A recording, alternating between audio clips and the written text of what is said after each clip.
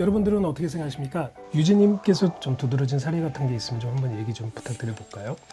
네네. 사례를 좀 말씀드려 볼까요? 네네. 다오라는 거는 스마트 컨트랙 위에서 움직이는 건데, 스마트 컨트랙은 이제 뷰테린이 자기가 잘못 명칭을 했다. 이거를 그냥 이걸 자동화하는 스크립트 코드라고 얘기하고 싶다. 이런 말을 해요. 그러니까 다오라는 건 뭐냐면 합의 알고리즘을 스크립트 코드로 바꿔가지고 운영과 관리 주체를 없애는 거예요. 회사의 실체를 네네. 없애는 거죠.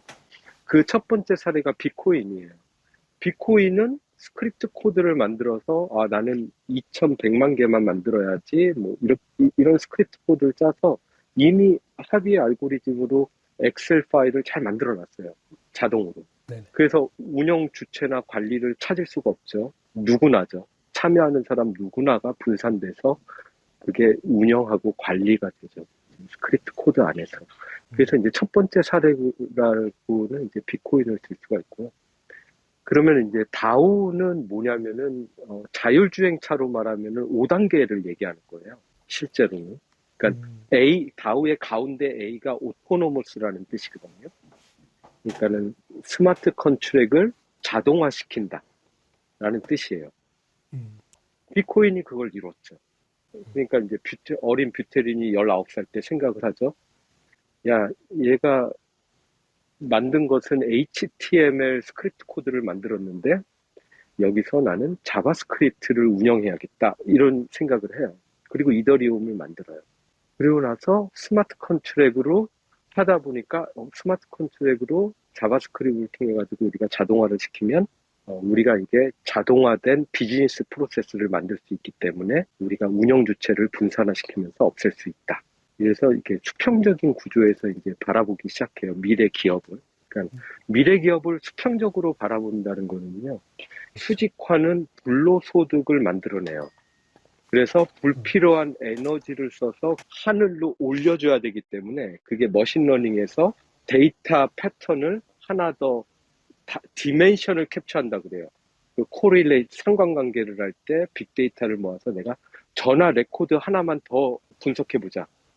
그 상관관계를 알 수가 있다. 이렇게 한 단계 이제 깊게 들어가는 그런 뭐 하다가 이 얘기가 빠졌죠. 아무튼 우리가 이걸 수평적 구조에서 바라봐야 돼요. 네네. 그러니까 관리하고 운영 주체가 어떻게 없앨 수 있을까? 네. 무슨 말이냐면 자율주행차에서 오퍼레이터를 어떻게 없앨 수 있을까?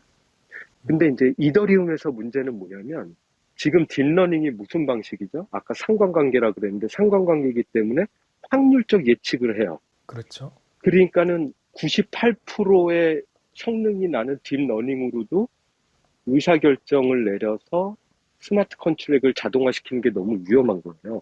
네네. 이게 뭐 98%면은 10만 번의 트랜잭션이 일어나면 그 중에 2%는 너무나 큰 오차거든요. 그게 이제 오라클 프로그램이에요. 특히나 또 이게, 자율주행 같은 경우는 산업과 틀려서 사람의 목숨과 직관되는 부분이니까요. 네, 그렇습니다. 여기까지만 하겠습니다. 네, 감사합니다. 흔히들 이제 다오와 나의 일상을 이렇게 따로 격리돼서 이해하는 경향이 있는 것 같아요. 그래서 우리 나침판에서는 이런 부분에 대해서 기본적인 좀 이해를 여러분들과 나누기 위한 높이에서 이야기를 나누는데요. 다오를 얘기할 때 유진님께서 얘기했던 자동화라는 개념이 대단히 중요하고요. 중앙에서 수직적인 조직을 수평적인 조직으로 가는 회사다. 예를 들어서 이렇게 생각을 하시고요. 그 회사가 자동화되어는 게 대단히 중요한 거죠. 왜냐하면 중앙에서 조종하고 통제하는 조직이 없다 보니까 어떤 시스템에 의해서 우리가 합의되어 있는 우리가 동의할 만한 시스템에 의해서 자동화가 돼야 되는데 그 자동화의 기반에 가장 맞닿아 있는 게 바로 스마트 컨트랙이라는 그런 기술이에요. 그 스마트 컨트랙을 여러분들 어떻게 이해를 하려면 이렇게 한번 좀 제가 예시를 한번 드려볼게요. 좋아하는 음악 많이 사고 듣고 계실 거예요. 과거에는 레코드 판으로 했었죠. 그러던 것이 MP3나 이런 음원으로 해서 내가 돈 주고 사게 됩니다. 바로 이런 거를 기존의 회사에서 한다면 A 레코드사, 음원 기획사가 그 돈의 대다수를 가져가죠. 그리고 그 음원을 만든 가수는 돈을 뭐 제대로 못 받았어야 하는 이런 불만 섞이는 경우들이 많이 있을 거예요. 이런 부분을 아예 수평적인 시스템으로 다오로 가면 해결이 된다는 것이죠. 예를 들어서 스마트 계약을 이용해서 사용자가 구매자가 이제 음악을 좋아하는 아티스트의 돈을 주고 샀습니다. 그러면 그 일정 비율이 음원회사에 이 스마트 계약에 의해서 송금이 되고요. 나머지는 아티스트에게 송금이 다 됩니다.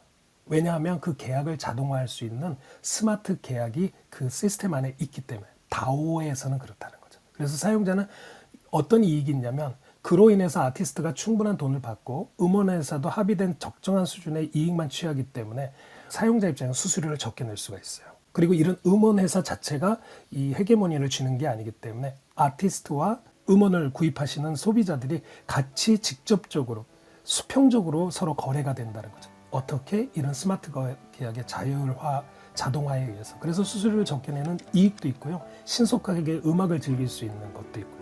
아티스트에게 내가 지급한 돈이 확실하게 그에게 간다는 확신과 믿음이 있는 것이죠. 네. 이런 정도로 좀 말씀을 좀 드려봤습니다.